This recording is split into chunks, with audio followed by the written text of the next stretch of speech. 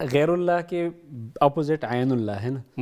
تو جب آپ کہیں گے کہ غیر اللہ ہے، اگر جواب یہ کہ نہیں ہے تو وہ عین اللہ ہے، بیچ میں تو کوئی واسطہ نہیں ہے. ٹھیک ہے. تو جواب کلیئر میرے ہاں بالکل واضح ہے کہ وہ غیر اللہ ہے. اچھا، یعنی انسان جو ہے وہ غیر اللہ ہے، اور غیر کا مطلب پھر وہ سجدہ کیوں کرایا؟ غیر اللہ ہے تو اللہ نے شرک کرا دیا، پھر یہ کیا معاملہ ہے؟ مسئلہ یہ ہے سمجھائیں ذرا تھوڑا سا کہ شرک حرام ہے. اور کیوں حرام ہے؟ اس لیے کہ اللہ تعالیٰ نے اس سے روکا ہے. نہیں، یہاں پہ تو سجدہ کرا دیا نا. اگر غیر اللہ ہے تو اللہ نے خود سجدے کا حکم دے کے تو پھر معاذ اللہ شرک کا حکم دیا. ہمارے لیے صحیح اور غلط کا معیار ہے اللہ تعالیٰ کا حکم. ایک ہی وقت میں کوئی حکم اللہ تعالیٰ نے دیا تو وہ جائز بلکہ فرض ٹھہرا، دوسرے وقت میں اس سے روکا تو وہ ناجائز اور حرام ٹھہرا. اور دوسری بات یہ ہے کہ سجدہ جو ہوتا ہے وہ ایک سجدہ تو وہ ہے جس کو آدمی عبادت کی نیت سے کرتا ہے، اور وہ کرتے ہی آدمی دائرہ اسلام سے خارج ہو جاتا ہے، بے شک وہ کہے کہ میں ایمان لاتا ہوں. اس لیے کہ کچھ اعمال کفر کی واضح نشانیاں ہوتی ہیں. کچھ ہوتا ہے سجدے تعظیمی، تعظیم کے لیے آپ کسی کے سامنے جھکتے ہیں، کوئی سجدہ کرتے ہیں، وہ حرام ہے. اسداللہ صاحب یہ ارشاد فرمائیں کہ معجم کبیر میں نے ایک حدیث شریف دیکھی ہے، اس میں سرکار کا فرمان ایک لکھا ہے کہ آپ صلی اللہ علیہ وسلم نے ارشاد فرمایا کہ اگر آپ کہیں جنگل میں ہیں یا کسی ایسی جگہ میں ہیں یہاں پہ کوئی بندہ نہیں ہے، تو آپ رستہ بھول جاتے ہیں یا کوئی چیز آپ کی گم ہو جاتی ہے، تو آپ کہیں یا عباد اللہ اغیثونی، یا عباد اللہ اغیثونی، کہ اے اللہ کے بندوں میری مدد کرو، اے اللہ کے بندوں میری مدد کرو. تو مجھے ایک خیال آ رہا تھا کہ اس سے مراد ہے کہ کچھ جو کامیاب ارواح ہیں وہ قید نہیں ہیں، وہ آزاد گھومتی پھرتی ہیں. واللہ علم اب کتنے ٹائم کے لیے ہیں، کتنی ان کو اجازت ہے، لیکن حدیث شریف میں یہ پتہ چلتا ہے کہ وہ گھوم رہی ہیں.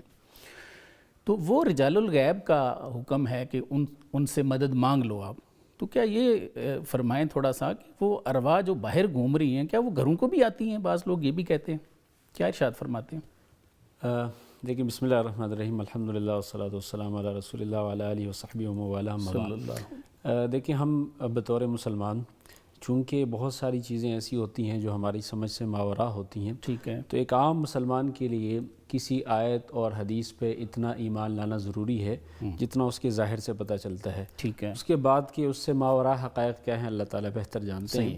ہمیں جو کہا گیا ہے کہ سورہ مطففین میں کہ جب آدمی کی روح قبض کر لی جاتی ہے تو اس کے بعد یا وہ علیین میں ہوتی ہیں اور یا وہ سجین میں جاتی ہیں، یا شہداء کے ارواح کے بارے میں کہا گیا ہے کہ وہ پرندوں کے اس میں ہوتے ہیں.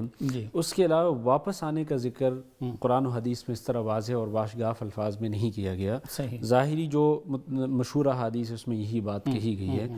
دوسری طرف ہم دیکھتے ہیں حضور اکرم صلی اللہ علیہ وسلم نے حضرت ابن عباس رضی اللہ عنہ کو جب اپنے ساتھ سواری پر بٹھایا اور ان کو کچھ نصیحتیں کی اور ارشاد فرمایا کہ ان کو اپنے ساتھ مضبوطی سے باندھے رکھیے اور اس پر عمل کیجیے. اس میں ارشاد فرمایا اذا سألت فاسأل اللہ واذا استعنت فاستعن باللہ، جب آپ مانگیں تو اللہ سے مانگیں اور جب آپ استعانت مدد طلب کریں تو اللہ تعالیٰ سے طلب کریں. ہم تو نماز میں بھی کہتے ہیں ایاک نعبد و ایاک نستعین، تجھ سے ہی مانگتے ہیں، تجھ سے ہی مدد طلب کرتے ہیں. حضور صلی اللہ علیہ وسلم کے بارے میں ہمیں حدیث شریف ملتی ہے بخاری میں کہ آپ ارشاد فرماتے ہیں واللہ موتی وانا قاسم، اللہ تعالیٰ عطا کرتے ہیں لیکن تقسیم ہم کرتے ہیں. ٹھیک ہے. تو اس سے آپ کیا مراد لیتے ہیں کہ آپ صلی اللہ علیہ وسلم کیا کیا تقسیم فرماتے ہیں؟ حضرت ابو ہریرہ رضی اللہ عنہ جب حضور اکرم صلی اللہ علیہ وسلم کا انتقال ہوا تو ایک دفعہ حضور اکرم انہوں نے ارشاد فرمایا کہ تم لوگ باہر گھوم رہے ہو اور مسجد میں حضور اکرم صلی اللہ علیہ وسلم کی میراث تقسیم ہو رہی ہے. تو سارے لوگ دوڑے آنے لگے کہ شاید کچھ مل جائے. وہاں جا کے دیکھا تو کوئی میراث تقسیم نہیں ہو رہی تھی. تو حضرت ابو ہریرہ رضی اللہ عنہ نے سمجھایا کہ مسجد میں جو اعمال ہو رہے ہیں یہی حضور اکرم صلی اللہ علیہ وسلم کی میراث ہے. اور جیسے علماء کو انبیاء کرام کا وارث قرار دیا گیا تو اس حدیث کے پہلے جملے میں بتا دیا گیا کہ اللہ تعالیٰ نے دیا ہے اور میں تقسیم کر رہا ہوں.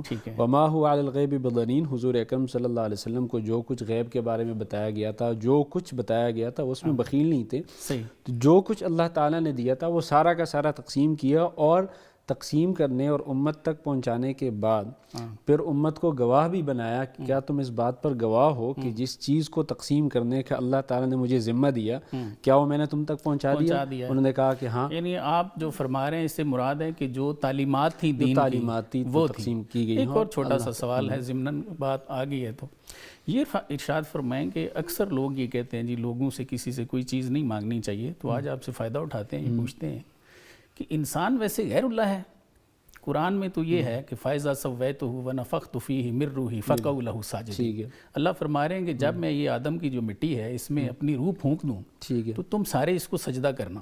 ٹھیک ہے. تو اس میں تو اللہ نے اپنی روح ڈالی ہوئی ہے. ٹھیک ہے. تو کیا آپ اس کو غیر اللہ کہہ سکتے ہیں؟ ٹھیک. اچھا ایک آپ نے سوال کیا تو میں بھی سوال کر دوں. جی جی. غیر اللہ کے اپوزٹ عین اللہ ہے نا. تو جب آپ کہیں گے کہ غیر اللہ ہے، اگر جواب یہ کہ نہیں ہے تو وہ عین اللہ ہے، بیچ میں تو کوئی واسطہ نہیں ہے. ٹھیک ہے. تو جواب کلیئر میرے ہاں بالکل واضح ہے کہ وہ غیر اللہ ہے. اچھا. یعنی انسان جو ہے وہ غیر اللہ ہے، اور غیر کا مطلب پھر وہ سجدہ کیوں کرایا؟ غیر اللہ ہے تو اللہ نے شرک کرا دیا. پھر یہ کیا معاملہ ہے؟ مسئلہ یہ ہے سمجھائیں ذرا تھوڑا سا. کہ شرک حرام ہے. اور کیوں حرام ہے؟ اس لیے کہ اللہ تعالیٰ نے اس سے روکا ہے. نہیں، یہاں پہ تو سجدہ کرا دیا نا. اگر غیر اللہ ہے تو اللہ نے خود سجدے کا حکم دے کے تو پھر معاذ اللہ شرک کا حکم دیا. ہمارے لیے صحیح اور غلط کا معیار ہے اللہ تعالیٰ کا حکم. ایک ہی وقت میں کوئی حکم اللہ تعالیٰ نے دیا تو وہ جائز بلکہ فرض ٹھہرا، دوسرے وقت میں اس سے روکا تو وہ ناجائز اور حرام ٹھہرا. ٹھیک ہے. اور دوسری بات یہ ہے کہ سجدہ جو ہوتا ہے وہ ایک سجدہ تو وہ ہے جس کو آدمی عبادت کی نیت سے کرتا ہے، اور وہ کرتے ہی آدمی دائرہ اسلام سے خارج ہو جاتا ہے، بے شک وہ کہے کہ میں ایمان لاتا ہوں. اس لیے کہ کچھ اعمال کفر کی واضح نشانیاں ہوتی ہیں. ٹھیک ہے. کچھ ہوتا ہے سجدے تعظیمی، تعظیم کے لیے آپ کسی کے سامنے جھکتے ہیں، کوئی سجدہ کرتے ہیں، وہ حرام ہے. چونکہ اس میں عبادت کی نیت نہیں ہے اس لیے ہم یہ نہیں کہہ سکتے کہ اس سے بندہ کافر ہو جاتا ہے، لیکن وہ حرام ہے. آدم علیہ السلام کو تعظیم کے لیے سجدے کا حکم دیا گیا، اسی طرح یوسف علیہ السلام کی شریعت میں جائز تھا تعظیم کے لیے سجدہ. عبادت کی نیت سے اللہ کے علاوہ کسی اور کے سامنے ماتھا جھکانا یہ شرک ہے. اور اگر یہ شرک نہیں ہے تو پھر تو شرک جو ہے نا ہے ہی نہیں. تو یہ تو شرک ہے واضح طور پہ. جو تعظیم کی نیت سے سجدہ ہے وہ اس امت میں تو ایک اور قطعاً چھوٹا حرام سا ہے. سوال اس سے پہلے اجازت جو آدم علیہ السلام کو کروایا یہ تعظیمی سجدہ تھا. تعظیمی سجدہ بالکل. تو تعظیمی سجدہ ابھی بھی قرآن میں موجود ہے. تو جیسے آپ فرما رہے ہیں کہ حضور صلی اللہ علیہ وسلم نے منع فرمایا، تو آپ صلی اللہ علیہ وسلم نے قرآن کے اگینسٹ حکم فرمایا یا ایسی چیزیں ہیں کہ حضور صلی اللہ علیہ وسلم قرآن کے خلاف کچھ کلام فرماتے رہے؟ دیکھیں کچھ ہوتی ہیں اصول العقائد، اصول الدین، اس میں کوئی تبدیلی نہیں ہو سکتی. اس میں ہم یہ نہیں کہہ سکتے کہ فلاں شریعت میں جائز تھا اور بعد میں منسوخ ہوا، اس لیے کہ نعوذ باللہ پھر تو آدمی یہ کہہ سکتا ہے کہ توحید کے بارے میں بھی کوئی منسوخی والی بات آئی ہوگی. وہ بالکل اصول الدین ہے، اس میں تو نسخ کا تصور ہی نہیں ہو سکتا. نسخ ہوتا ہے کوئی حکم دیا اور پھر واپس لیا، اس لیے اس میں تو کوئی دو رائے نہیں ہو سکتی. نسخ تو قرآن کی آیت قرآن سے کر سکتی ہے نا. یعنی میں جو چیز سمجھانا کیا حدیث قرآن کا نسخ ہے؟ نہیں، یہ تو خیر ہم دوسرے موضوع میں چلے جائیں گے. پہلے اب اس بات کو مکمل کر دیں تاکہ اس کی وجہ سے ناظرین کو کوئی غلط فہمی نہ ہو کہ اصول الدین میں تو یہ نہیں ہو سکتا کہ شریعتوں میں تفاوت ہو. ٹھیک ہے. اس کے علاوہ جو باقی شرک اور توحید کے علاوہ جو مسائل ہیں، کون سی چیز جائز ہے کون سی چیز ناجائز ہے، اس میں جو ہے نا بہت سارے فروعی مسائل میں اختلاف ہو سکتا ہے. اور بہت سارے انبیاء کرام کے ادیان میں اس طرح کا فرق رہا ہے اور وہ چلتا آ رہا ہے. لیکن جو اصولی مسائل ہیں، شرک، توحید، عقیدہ اور ان کی باتیں، اس میں کوئی اختلاف نہیں ہو سکتا. اس لیے یہ سوال ہی نہیں پیدا ہوتا کہ کسی چیز کو ابھی شرک قرار دیا جائے اور پہلے وہ کسی وقت میں جائز رہا ہو. ٹھیک. جو باقی جو اگر آپ فرما رہے ہیں نا کہ ابھی حرام ہے، تو سوال بیسک یہ ہے، ہم تو آپ سے سیکھنا چاہ رہے ہیں کہ قرآن میں یہ ابھی بھی موجود ہے. ٹھیک. تو حدیث شریف جو ہے وہ قرآن کے اب خلاف جائے گی. جبکہ مشکات میں ایک حدیث شریف ہے، میں آپ کو سنا دیتا ہوں. حضرت جابر کی روایت ہے، حضور صلی اللہ علیہ وسلم نے فرمایا کہ کلامی لا ینسخ کلام اللہ، میرا کلام اللہ کے کلام کو منسوخ نہیں کرتا. وہ کلام اللہ ہے ینسخ کلامی، اور اللہ کا کلام میرے کلام کو منسوخ کر سکتا ہے. تو میرا سوال یہ تھا کہ کیا حدیث قرآن کی ناسخ ہے؟ آپ نے تو فرما دیا نہیں کر سکتی. جی میں نہیں. تو یہ پھر قرآن کے خلاف آپ نے حکم کیسے جاری فرمایا؟ اس کی ذرا وضاحت فرمائیے. پہلے جو ہے نا اس بات پہ آئیں کہ حضور صلی اللہ علیہ وسلم نے جو زبان سے ارشاد فرمایا، قرآن ہمارے پاس کہاں سے پہنچا؟ حضور صلی اللہ علیہ وسلم کی زبان سے. ٹھیک ہے. حدیث ہمارے پاس کہاں سے پہنچا؟ حضور صلی اللہ علیہ وسلم کی زبان. جس آدمی نے براہ راست حضور کی بات سنی، اس کے لیے قرآن میں اور حضور کی گفتگو میں کوئی فرق نہیں ہے. اس لیے کہ آپ یعنی پھر تو ہم یہ کہیں گے کہ نعوذ باللہ حضور صلی اللہ علیہ وسلم جو بات یہ کہہ رہے ہیں کہ اللہ تعالیٰ نے بتایا، اس کا درجہ بلند ہے، اور جو بات وہ کہہ رہے ہیں کہ یہ میں کہہ رہا ہوں اس کا درجہ دونوں میں تفاوت ہے. ایسا بالکل قرآن اور حدیث دونوں کو ایک لیول پہ لیتے ہیں. یعنی حضور صلی اللہ علیہ وسلم نے جو بات کی، جس نے حضور سے براہ راست سنی، ٹھیک ہے، اس کے لیے قرآن مجید کے حکم میں اور حضور صلی اللہ علیہ وسلم کے حکم میں کوئی فرق نہیں ہے. اس لیے کہ حضور صلی اللہ علیہ وسلم جو باتے ہیں وہ ڈیفرنس تو ہے نا. ڈیفرنس جو ہے، ڈیفرنس اگر نہیں ہے تو میں بتاتا ہوں difference the holy prophet say کہ جی this is ڈیفرنس کس وجہ سے، the sayings of Allah Almighty. Difference کس وجہ کہنا چاہیے تھا نا؟ ڈفرینس اس وجہ سے ہے کہ ہمارے پاس جس چین سے وہ بات پہنچی ہے، جس طرح کہتے ہیں نا کہ زنجیر کی سب سے بڑی طاقت اس کا سب سے کمزور کڑا ہوتا ہے، تو جو بات ہمارے پاس پہنچی ہے ہم اس کو دیکھیں گے کہ وہ چین کیسی ہے. اگر وہ چین ایسی ہے کہ اس کے روایت کرنے والے 70 سے زیادہ 100 سے زیادہ ہیں، وہ متواتر ہے، اس میں کسی قسم کا شبہ ختم ہو جاتا ہے. لیکن اگر بیچ میں ایسا کوئی طبقہ آ جاتا ہے کہ جس میں اس کا روایت کرنے والا ایک ہوتا ہے، اس کی وجہ سے اس میں کمزوری آ جاتی ہے سند کی وجہ سے. یہ جو ہم اس طرح فرق کرتے ہیں، یہ نعوذ باللہ اس وجہ سے نہیں کرتے کہ حضور صلی اللہ علیہ وسلم کی بات اللہ تعالیٰ کی بات سے کمتر ہے.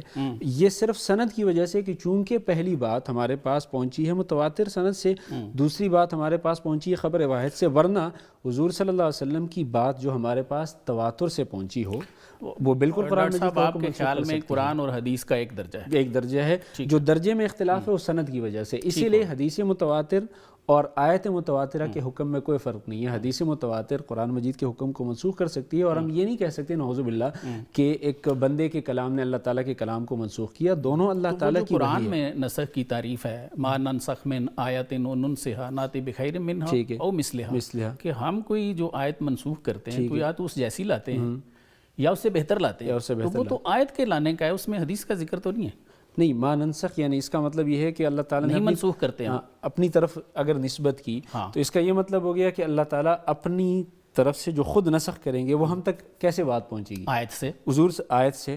وہ آیت ہمیں کون بتائیں گے؟ حضور صلی اللہ علیہ وسلم تو وہی، ہاں، لیکن وہ قرآن کا حصہ ہوگی، قرآن کا حصہ ہے، وہ حدیث کا حصہ نہیں ہوگی. دیکھیں وہی دونوں ہیں، ایک ریسائٹڈ وہی ہے، ایک نان ریسائٹڈ ہے. ایک کو ہمارے حضور صلی اللہ علیہ وسلم نے کہا کہ ایگزیکٹلی یہ الفاظ اللہ تعالیٰ کے لیے، وہ قرآن ہو گیا. ایک یہ ہے کہ حضور صلی اللہ علیہ وسلم نے بتایا اس کو ایکسپلین فرمایا، وہ حدیث اور وہ حدیث ہو گئی. باقی منبع دونوں کا ایک جگہ سے، دونوں اللہ تعالیٰ کی طرف. ایون کہ حضور اکرم صلی اللہ علیہ وسلم نے جو بات اپنے اجتہاد سے ارشاد فرمائی اور بعد میں اللہ تعالیٰ نے اس کے خلاف کوئی حکم نازل نہیں فرمایا، تو اس کو بھی وہی سٹیٹس حاصل ہو جاتا ہے جو اللہ تعالیٰ کی طرف سے وہی کی طرف سے.